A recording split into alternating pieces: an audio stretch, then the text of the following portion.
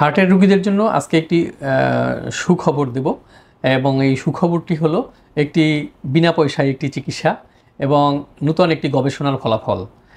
American college of কার্ডিওলজির একটি জার্নালে এই গবেষণাটি প্রকাশিত হয়েছে এবং এই গবেষণায় দেখা গিয়েছে হার্টের যাদের ব্লক আছে, হার্টের অ্যাথেরোস্ক্লেরোসিস রোগ আছে, হার্টের রক্তনালীতে স্টেনোসিস আছে, এই ধরনের ইসকেমিক হার্ট ডিজিজের যে রোগী যারা আছেন তারা যদি প্রতিদিন হাঁটার মধ্যে প্রতিদিন যদি হাঁটা বাড়ান তাহলে তারা এখান থেকে একটি ভালো সুফল পান।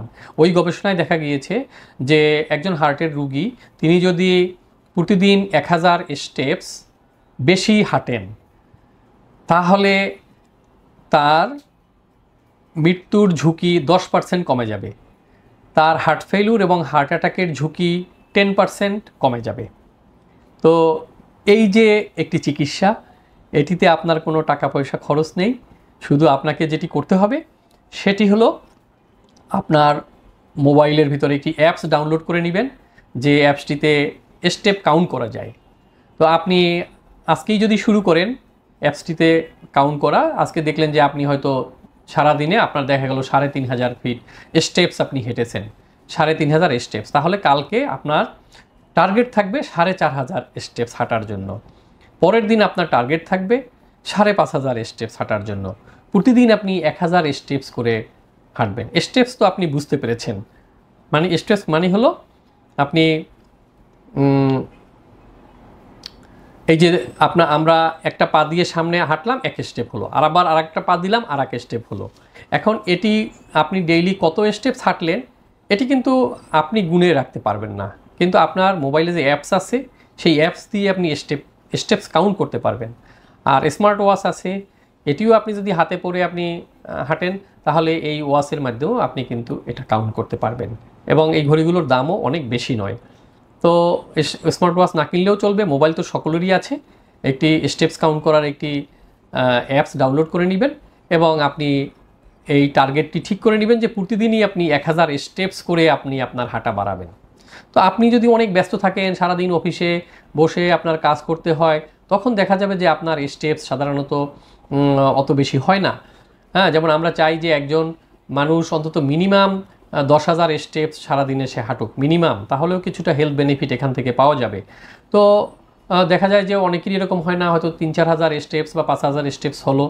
তো আপনি এটিও কিন্তু এই করতে পারবেন।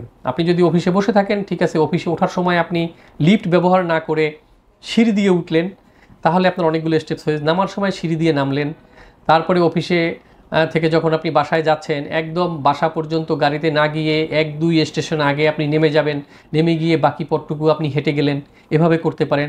অথবা আপনার কোনো একজন গেস্ট আসলো বা বন্ধু আসলো বা কাজের বিরতি, তখন আপনি তার সাথে একটু কথা বলবেন, তখন দুইজন চেয়ারে বা সোফায় বসে বসে আরাম করে গল্প না করে দুইজন একটু এক জায়গায় হেঁটে হেঁটে হেঁটে হেঁটে পায়চারি করে তখন আপনি কথাগুলো বলতে পারেন বা আপনি কাজ সারতে পারেন বা গল্প করতে পারেন। হ্যাঁ, এরকম কিন্তু আপনাকে আসলে বের করে নিতে হবে সিচুয়েশন অনুযায়ী, আপনার জবের প্যাটার্ন যেরকম আপনার সেই অনুযায়ী চিন্তা করে আপনাকে ঠিক করে নিতে হবে যে আপনি কিভাবে আপনার স্টেপসগুলো বাড়াবেন। যেমন আমি চিকিৎসক, আমাকে কিন্তু বেশিক্ষণ সময় বসে থাকতে হয়, বসেই বেশি কাজ করতে হয় চেয়ারে, কিন্তু তারপরও প্রতিটা পেশেন্ট প্রতি রুগী দেখার পরেই কিন্তু আমি একটু উঠে দাঁড়াই এবং আমি একটু তার প্রেশার মাপতে যাই। আমার একটু সুবিধা আছে যে আমি ইটিটি করি এবং সেগুলো কার্ডিওগ্রাম করার জন্য ইকো রুমে যেতে হয়। হ্যাঁ, আমার কিন্তু এই রুগী দেখার মাঝে এরকম উঠতে হয় এবং আমি অনেক সময় নিজেও একটু উঠে দাঁড়িয়ে রুগীর সাথে কথা বলি। হ্যাঁ, তো এরকম আসলে আপনার একটা পদ্ধতি বের করে নিতে হবে। আপনি যদি ব্যাংকে চাকরি করেন তাহলেও সারাক্ষণ আপনার বসে বসে কাজ, আপনি একটু মাঝে মাঝে দাঁড়িয়ে কোনো ক্লায়েন্ট আপনার সাথে কথা বলতে চাইলো, আপনি একটু উনি একটু দাঁড়িয়ে আছেন আপনার ডেস্কের সামনে, আপনিও একটু ওনার সাথে দাঁড়িয়ে, আপনি তো সাধারণত বসেই কথা বলেন, তো একটু দাঁড়িয়ে কথা বলতে পারেন। তাতে কিন্তু আপনার ক্লায়েন্টও অনেক বেশি খুশি হবে যে হ্যাঁ তিনি অনেক বেশি অ্যাটেনশন দিয়েছেন, আপনাকে কনসেন্ট্রেশন দিয়ে কথা বলছেন, খুশি হবে। অর্থাৎ আপনার পদ্ধতিটা বের করতে হবে। অথবা আপনি ফোনে 2 মিনিট কথা বলবেন কোথাও, আপনি ওই সময় একটু দাঁড়িয়ে দাঁড়িয়ে মোবাইলে কথা বলে নিলেন, একদম বসে না থেকে। অর্থাৎ আপনাকে একটু বের করে নিতে হবে মুভমেন্ট, ফিজিক্যাল অ্যাক্টিভিটি আপনাকে বাড়াতে হবে।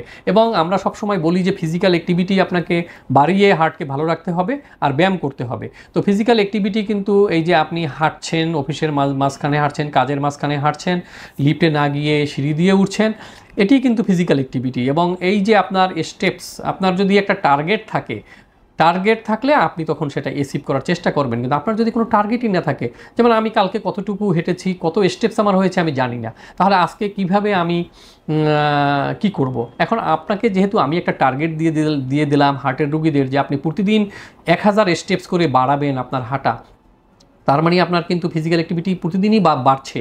এবং এই যে ফিজিক্যাল অ্যাক্টিভিটি প্রতিদিন বাড়ছে, আপনি কিন্তু বুঝতে পারছেন যে এইটা প্রতিদিন যদি 10,000 করে 1000 করে স্টেপস করে বাড়ান, এক সময় কিন্তু এটা প্রচুর হয়ে যাবে আপনার। হ্যাঁ, তো তখন আপনি দেখবেন যে আপনার অফিস আদালতে যতক্ষণ থাকেন ততক্ষণে তো এর বেশি আর স্টেপস হয় না। তখন আপনি যদি 1000 স্টেপস আপনার বাড়াতে হয়, তখন ঠিকই বাসায় গিয়ে আপনাকে পাইচারি করে 1000 স্টেপস বাড়াতে হবে।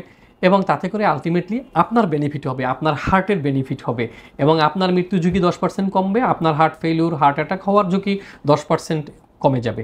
অত্যন্ত সুন্দর গবেষণা এটি, এবং আপনারা এটি ফলো করুন এবং এখান থেকে নিশ্চিত আপনারা বেনিফিট পাবেন। কারণ অনেক রুগীরা কিন্তু ব্যায়াম করার টাইম পান না, অথবা ব্যায়াম করতে পারেন না, তাদের বলে যে আমাদের শ্বাসকষ্ট হয়, অথবা একজনের এক একটা সমস্যা হয়। তারাও কিন্তু এই যে স্টেপস প্রতিদিন 1000 স্টেপস করে বাড়িয়ে তাদের হার্টকে কিন্তু সুস্থ রাখতে পারেন এবং হার্ট অ্যাটাকের হাত থেকে নিজেকে মুক্ত রাখতে পারবেন। ধন্যবাদ সবাইকে।